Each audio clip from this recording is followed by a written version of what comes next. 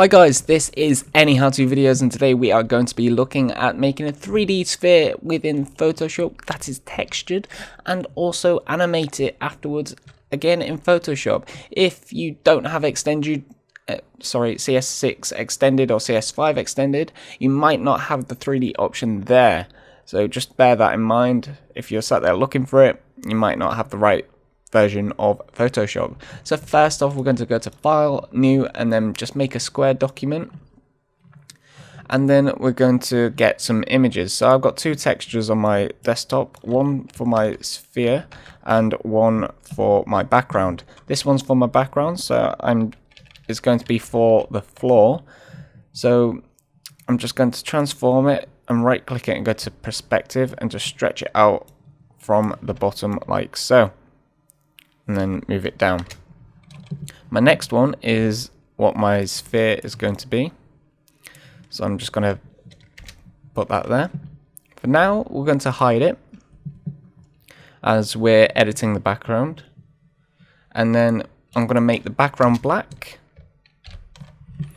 And with this, just add a mask to it, then paint black around the edges, just to make it look like a spotlight. Okay, now you can make your layer visible for your sphere, and then you just want to highlight it. Go to 3D, new mesh from layer mesh preset, and then sphere. Take a while to load depending on your PC.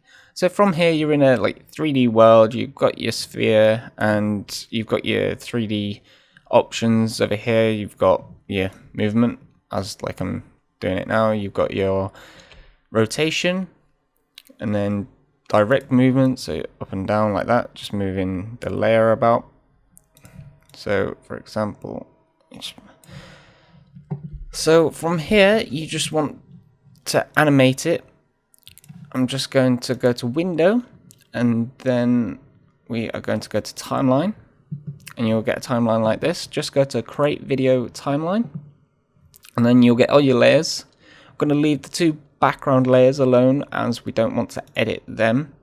And then we've got 3D camera position. So if I start from up here and then click this little stopwatch, it'll make a keyframe.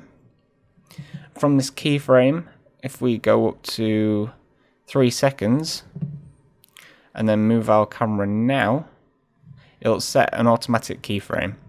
And what it's done in the middle, it's animated that camera moving.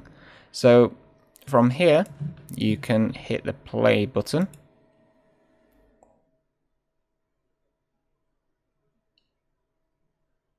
and obviously depending on your PC it'll take a while to render it out. Because I'm recording, kind of stutters a bit. So from there you can do that. You might also want to do it to your background layer as well. You want everything to move with everything. But for now I'm just going to leave it like that. And to save it like that, I'm just going to go to File, Save for Web. And then here we'll just wait for it to load. Okay, so now that is loaded, you can select your looping options. So say if I want this to go on forever, just select it there, or if you want it to go once, and then you can see how it looks. Obviously you might want to zoom out a little bit. You can see how it looks. And also down here you've got the size, so 24 megabytes for an animation. That's quite a lot. Some websites only allow like 2, which can be an issue. So if you're using high resolution textures, you're going to have a bigger file size. But if you keep to 1 or 2 colors, you're going to have a really minuscule file size. So up here you've got colors. 256 looks fine to me. I'm not bothered about file size, so I don't need to make it smaller. But you've also got like 128, and when that renders out you'll see a quality drop like so. And you'll see that the color table also disappears. So again, you've got looping options, and also make sure it's on GIF. If you don't have these options, just put it to GIF or GIF. They changed the name, I don't know. I'm going to say GIF. And then from there, just hit save. It's as simple as that.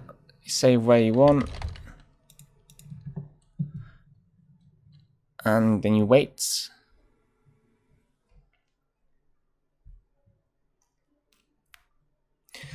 And that's it, guys. I hope you've enjoyed this tutorial. If you've got any questions, please comment below and I'll get back to you as soon as possible.